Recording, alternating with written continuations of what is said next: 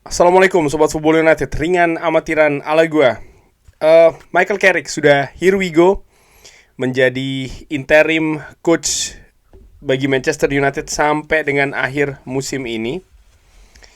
Tapi di situasi tersebut ya, di mana saat ini juga sudah official diumumkan di website Manchester United. Jadi ini sudah official, sudah resmi bahwa memang Manchester United ini menunjuk Michael Carrick sebagai head coach interim. Nah, ada hal yang menarik menurut gue di seputaran atau ya beberapa hari belakangan ini ya, atau di waktu yang sangat berdekatan lah, antara Michael Carrick ditunjuk sebagai head coach Manchester United interim, dan juga Xabi Alonso yang dipecat oleh Real Madrid. Ini menyusul hasil buruk ya, mereka kalah menghadapi Barcelona, dan Xabi Alonso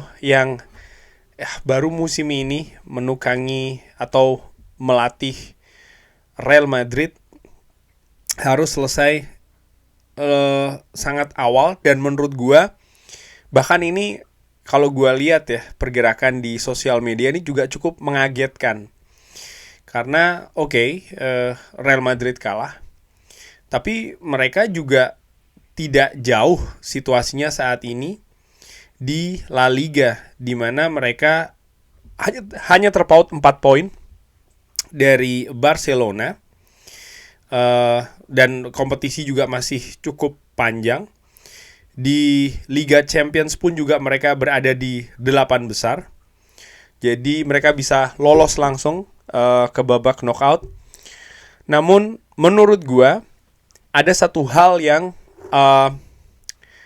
mungkin di samping juga hasil tentu saja, tapi kenapa kok hasil ini bisa negatif bagi Real Madrid, terutama di pertandingan kemarin ketika menghadapi Barcelona, yaitu menurut gua authority ataupun otoritas dari seorang Xabi Alonso, di mana dressing room gagal dia kuasai. Ada sebuah cuplikan ya kan, bagaimana setelah pertandingan menghadapi Barcelona, menghadapi El Barça, Xabi Alonso nampaknya berbeda pendapat di atas lapangan terkait dengan apakah mereka harus menyambut Barcelona, guard of honor. Kylian Mbappe nampak memberikan gestur tidak ya, nggak usah. Dan Xabi Alonso akhirnya pun juga membatalkan hal tersebut. Ini hal yang menurut gue sangat-sangat terlihat jelas bagaimana memang otoritas di dressing room, di squad Real Madrid gagal dipegang oleh Xabi Alonso. Nah, dengan dipecatnya Xabi Alonso ini, kalau gue lihat di sosial media, termasuk juga di kolom komentar Football United, ada banyak yang mengatakan kenapa tidak ambil Xabi. Gue secara ringan amatiran melihat Xabi Alonso ketika dia menjadi manajer ataupun head coach dari Bayer Leverkusen luar biasa. Apa yang diraih dengan Bayer Leverkusen di Bundesliga fantastis. Bagaimana dia meramu strategi, lalu juga bagaimana dia meminta ya ataupun menginstruksikan para pemainnya untuk bisa mengimplementasikan gaya permainan yang ingin ditampilkan, luar biasa. Dia pun juga sangat fleksibel. Dia bermain dengan 3 back ya, tapi lalu dia bisa juga berkembang dengan gaya yang lain. Menurut gua, secara taktikal, secara teknis, Xabi Alonso luar biasa. Dia memiliki imajinasi tentang permainan sepak bola, skuadnya menurut gua salah satu yang saat ini ya level tinggi, level top. Nah, mungkinkah dia akan ke Manchester United? Di situ kan pertanyaannya. Kenapa kok Manchester United tidak mengejar Xabi Alonso di situasi seperti ini? Ya, kalau menurut gue situasinya kan juga bergulir sangat cepat sekali, di mana Manchester United sedang dalam proses untuk mendatangkan Carrick. Calon lain juga ada kan, Ole Gunnar Solskjaer, Darren Fletcher, Ruud van Nistelrooy, dan lain-lain. Lalu ketika mereka sudah dalam tahap finalisasi Xabi Alonso selesai dengan Real Madrid. Nampaknya ini sesuatu yang tidak ini tidak diantisipasi gitu loh. Dan menurut gue ini juga sangat wajar ya, karena memang kejadiannya sekali lagi sangat cepat dan sangat berdekatan. Cuman selanjutnya ini ya, apakah ada kemungkinan Xabi Alonso ke Manchester United, dan kalaupun itu terjadi akan seperti apa? Gue melihat bahwa Xabi Alonso tadi gue sebutkan ya, merupakan salah satu pelatih muda saat ini di Eropa dengan level tinggi dari sisi teknis. Tapi dari sisi penguasaan dressing room, nampaknya dia butuh pengalaman. Apa yang terjadi di Real Madrid ini merupakan sebuah pelajaran besar banget dalam diri seorang Xabi Alonso. Dan apakah Manchester United dengan Real Madrid ini sama situasi dressing roomnya? Tentu saja tidak identik sama, tapi ada kecenderungan menurut gue, kalau melihat ya popularitas daripada pemain Manchester United, lalu juga bagaimana mereka digaji dengan angka yang cukup tinggi, mereka sangat menikmati status dalam tanda kutip selebriti sebagai pemain Manchester United, dielulukan secara global, dikenali secara global, ada potensi ke sana. Artinya apa? Ya, Xabi Alonso harus punya dukungan untuk bisa menguasai dressing room. Ini penting, menurut gue seperti itu. Apakah gue ingin melihat Xabi Alonso di Manchester United? Gue suka Xabi Alonso. Gue melihat, seperti gue katakan tadi, dia memiliki kemampuan teknis yang baik sebagai seorang head coach. Status Xabi Alonso sebagai mantan pemain Liverpool, apakah ini akan berpengaruh? Gue pikir fans akan lebih melihat status dia sebagai head coach, bukan status dia sebagai mantan pemain Liverpool. Ya, kita tahu bagaimana Sir Matt Busby misalnya ya, yang juga datang dari klub rival dan akhirnya menjadi legenda di Manchester United, dimana gue pikir akan ada pemisahan ketika ini berjalan gitu ya, sebagai mantan pemain Liverpool ataupun nanti misalnya datang ke Manchester United. Gue menilai apakah Xabi Alonso bisa melatih tim Premier League, gue menilai akan seperti itu. Akan punya kemungkinan dan peluang besar akan seperti itu. Apakah itu Manchester United? Gue beberapa waktu yang lalu ya, gue mengikuti kabar di tim Premier League lainnya, yaitu adalah Liverpool. Nampaknya ada minat dari Liverpool terhadap Xabi Alonso. Kalau gue baca pada saat itu, tentu saja sebelum Arne Slot datang. Nah, dengan situasi seperti ini, bukan tidak mungkin ini akan merubah peta lagi pelatih-pelatih di Premier League, termasuk juga Liverpool. Gue pikir saat ini Arne Slot di Liverpool ini akan menjadi sorotan betul. Dia akan dinilai betul-betul dari satu pertandingan ke pertandingan lain. Dengan bebasnya Xabi Alonso, ya ini membuka peluang bagi Liverpool untuk suatu saat mengambil Xabi Alonso. Dan menurut gue Xabi Alonso tentu saja akan menerima dengan happy ya, dengan senang bisa melatih di Anfield lagi. Nah, dari situ gue menilai bahwa kemungkinan untuk Manchester United bisa dilatih oleh Xabi Alonso tidak besar sih menurut gue secara ringan amatir. Walaupun tadi gue katakan ya, gue menyukai nih gaya-gaya dari Xabi Alonso. Di samping kalau misalnya dia datang ke Manchester United pun juga dia butuh support yang besar nih untuk bisa menguasai dressing room. Karena ini permasalahan terbesar menurut gue dari Xabi Alonso di Real Madrid. Di sisi lain ya, Manchester United saat ini sudah bersama dengan Michael Carrick, di mana Michael Carrick juga seorang legenda Manchester United. Dia memiliki beberapa pengalaman sebagai interim di Manchester United. Dia juga merupakan salah satu pelatih muda yang bisa jadi atau gua nilai memiliki potensi. Bahkan potensi ini bisa jadi akan berkembang semakin besar, terutama kalau dia mampu membawa Manchester United mencapai target yang ditetapkan. Karena di akhir musim nanti, gue bayangkan kalau Manchester United berhasil tampil di kompetisi Eropa untuk musim depan, artinya finish di 5 besar ya, apalagi bisa sampai mendapatkan tiket Liga Champions, musim selesai, lalu manajemen selesai dengan Michael Carrick, ini akan menimbulkan gejolak. Besar kemungkinan ini akan menimbulkan gejolak. Fans sebagian besar pasti akan menilai ini manajemen apa-apaan ini. Kenapa tidak lanjut saja dengan Michael Carrick? Dia sudah berhasil, dia banyak memberikan poin positif dan berhasil mencapai target. Kenapa dia harus diselesaikan? Walaupun kita tahu saat ini statusnya adalah sebagai interim.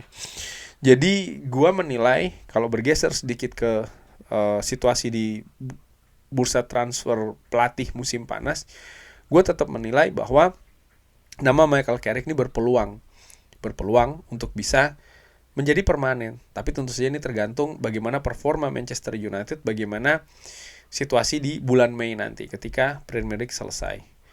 Dan tentang Xabi Alonso, walaupun gue sukai, tapi gue menilai nampaknya berat untuk Xabi Alonso menyeberang dari Anfield ya ke Old Trafford, kecuali memang ada hal-hal yang mungkin hal-hal yang luar biasa lah yang ditawarkan oleh manajemen Manchester United. Tentu saja juga dengan situasi seperti apa nih Manchester United di bulan Mei nanti. Itu pun juga ada situasi yang menarik juga nih menurut gue ya, dan ini sudah gue singgung di Instagram gue, Gus_Football United. Karena gue melihat ada sosok, ada sebuah nama dari staf kepelatihan Michael Carrick, di mana ada nama seorang mantan asisten manajer di Chelsea. Tapi bukan hanya mantan manajer di Chelsea saja, dia juga pernah menjadi mantan asisten manajer di Chelsea ya, bersama dengan Jose Mourinho dan beberapa nama yang lainnya cukup lama.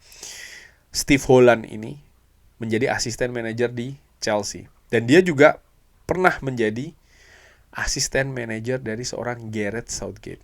Nah ini menarik ya, kenapa? Mungkin ini bukan situasi yang diharapkan oleh banyak fans Manchester United, termasuk gua sebenarnya, tapi ada hal yang unik gitu loh. Kenapa Steve Holland? Dimana Steve Holland ini tadinya tidak masuk radar menjadi staf kepelatihan dari Michael Carrick di Manchester United. Darren Fletcher by the way ditawarkan posisi ini, tapi dia menolak. Dia ingin balik lagi ke tim U18 Manchester United. Tapi kenapa Steve Holland? Apakah ini permintaan Michael Carrick atau ini merupakan nama yang diajukan oleh manajemen Manchester United lalu Michael Carrick berkompromi dan menerimanya? Kenapa? Kita tahu bagaimana Ineos dekat dengan Gareth Southgate. Dan Ineos sedari awal memang merencanakan posisi head coach saat ini hanya sebagai interim. Artinya mereka akan mencari nama lain. Bahkan ada yang menyebutkan apapun hasilnya ya, mereka akan mencari nama lain. Fabrizio Romano menginformasikan bahwa mereka bahkan dalam usaha untuk mencari nama lain ini sudah dimulai dari sekarang. Tentu saja ada nama-nama yang dikaitkan dengan Manchester United tapi masih terikat ya dengan klub ataupun juga tim masing-masing. Dan rata-rata memang baru kontraknya selesai di musim panas nanti atau statusnya menjadi bebas di musim panas nanti. Tapi tidak dengan Gareth Southgate. Gareth Southgate tersedia dari sekarang. Dan apakah Gareth Southgate yang akan ditunjuk oleh Ineos? Ini menarik. Sudah ada Steve Holland. Dan pastinya ketika Manchester United menunjuk sebuah nama nanti di musim panas, ada proses transisi. Kalau transisinya terlalu jauh gapnya, Manchester United akan mengalami kemunduran lagi, pasti. Bayangkan mengganti lagi nih seluruh staf kepelatihan dari Michael Carrick, lalu masuk lagi ada nama baru dengan staf kepelatihan yang baru lagi. Akan ada adaptasi lagi, penyesuaian, dan lain-lain. Idealnya memang ada yang menjadi jembatan. Nah, dari nama-nama yang ada, di mana ada Jonathan Woodgate. Jonathan Woodgate ini adalah asisten dari Michael Carrick di Middlesbrough. Lalu ada nama-nama lain yang merupakan staf kepelatihan. Ya, ada Johnny Evans juga, ada satu dari tim akademi Manchester United, tapi ada Steve Holland. Ini memberikan kecurigaan besar dari gue. Gue bisa jadi salah dan gue harapkan gue salah, tapi bagaimana Ineos juga diberitakan sebelumnya cukup dekat dengan Gareth Southgate, petinggi-petinggi Ineos ya kan. Dan ada nama Steve Holland. Steve Holland menjadi asisten dari Gareth Southgate di tim nasional Inggris bukan dengan waktu yang sebentar.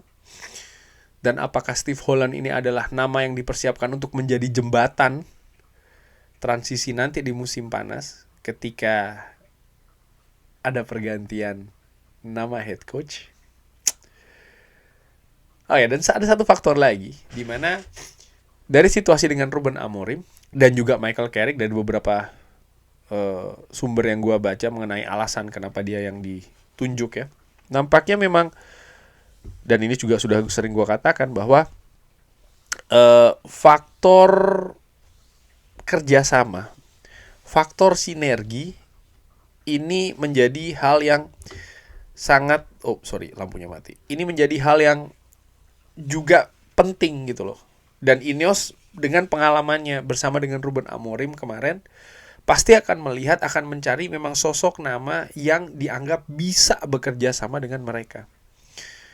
Balik lagi, informasi sebelumnya Gareth Southgate diinformasikan dekat dengan petinggi Ineos. Bagaimana menurut Sobat Football United? Kalau disuruh pilih di antara 3 nama ini, jelas Gareth Southgate menjadi pilihan terakhir. Bahkan tidak masuk pilihan menurut gue. Tapi kalau memang 3 opsi itu ya akan jadi opsi terakhir gitu ya. Tapi kita tahu bagaimana Ineos sampai dengan saat ini penuh dengan kontroversi. Semoga itu tidak terjadi. Terima kasih sudah menyaksikan. Jangan lupa like, sholat, dan juga subscribe. Wassalamualaikum warahmatullahi wabarakatuh. Thank you.